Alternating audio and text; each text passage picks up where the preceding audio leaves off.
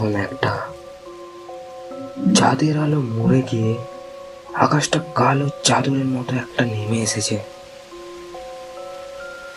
আমি তখন গ্রামের পুরনো শ্মশান দিয়ে বাইক চালিয়ে ফিরছি।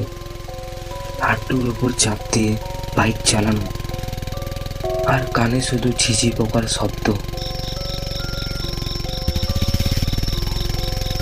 আমার বাইকটা নিচেই থেমে গেল।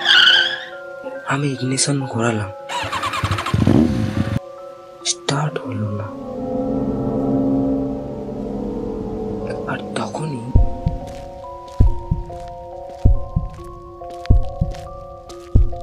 পেছন থেকে কে যেন ফিস ফিস করে বলল,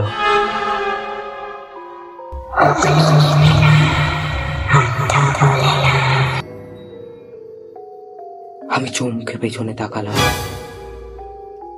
কেউ নেই, কিন্তু একটা কুকুর আমার পেছনে দাঁড়িয়ে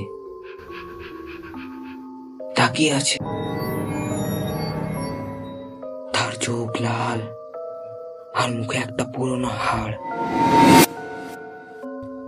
আমি আবার বাইক স্টার্ট করার চেষ্টা করলাম, চললো না। ঠিক তখনই শ্মশানের ভেতর থেকে ধোঁয়া উঠতে দেখলাম, কিন্তু গ্রামের কেউ জানে আজ কোনো দাহ নেই। আমি ভয় পেয়ে মোবাইলের লাইট অন করে সামনের দিকে হাঁটা শুরু করলাম। শ্মশানের ভেতরে ঢুকে দেখি একটা চিতা জ্বলছে,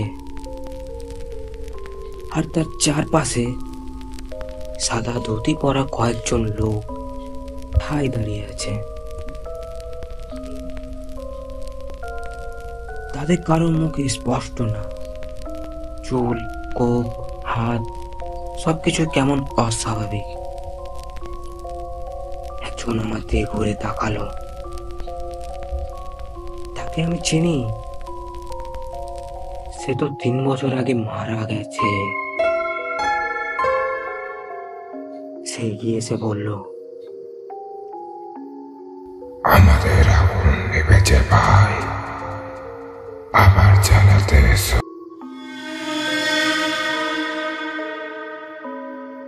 আমি দৌড়ে পালাতে চাইলাম, কিন্তু পা যেন থেমে গেছে। সে কুকুরটা তখন এসে আমার পায়ের কাছে ঘেউ ঘেউ করে চিৎকার দিল। হঠাৎ আমার সামনে এক হাত, আগুনে পুড়ে যাওয়া। সে আমায় টেনে নিচ্ছে চিতার দিকে। তখনই আমি জোরে চেঁচিয়ে উঠলাম।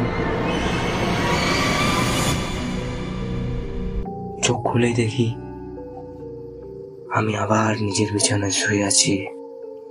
ঘড়িতে তখন ঠিক 1টা, আর মোবাইলে একটা নোটিফিকেশন।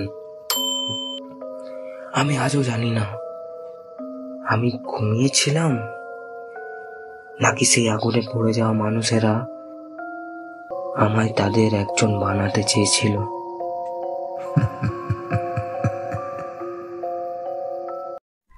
শ্মশান তো শুধু দেহ পোড়ায়, আত্মারা তো থেকেই যায়। সাবস্ক্রাইব করে নিও, কারণ তারাও শুনছে।